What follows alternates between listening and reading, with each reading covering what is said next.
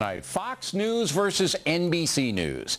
That is the subject of this evening's Talking Points memo. Associated Press TV reporter David Bowder analyzed Barack Obama's recent interviews on both Fox News and NBC News and wrote, quote, "In one interview, Obama had to fight, not always successfully, to keep from being shouted down. In the other, he couldn't succeed in keeping a straight face at the ease of the softballs tossed at him.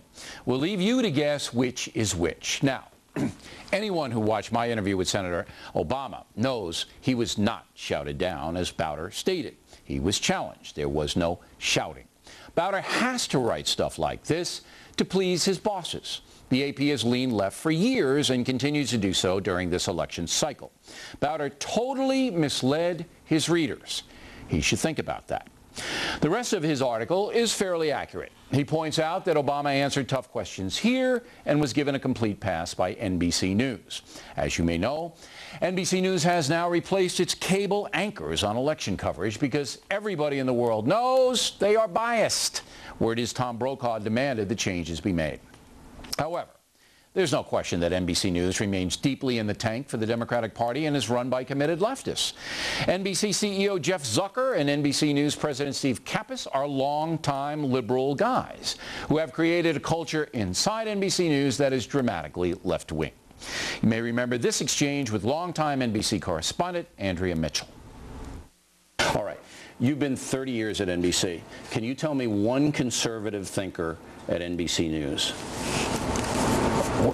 How do you define conservative? I don't know, traditional values, maybe supports... Are you talking about commentators or are you talking about news? Anybody. Give me anybody. Is there anybody over there who's conservative in your opinion? Yes, I think there are a lot of people who are privately conservative or privately liberal. Give me one. But we don't judge ourselves by how we approach the news.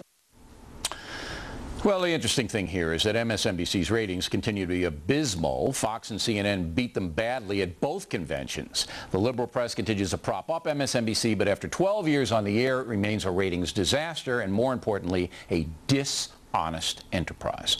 When you have a major corporation, General Electric, allowing one of its units, NBC, to openly campaign for a presidential candidate, that is unprecedented and dangerous in a democratic society. GE and NBC are powerful, and they are openly misusing their power.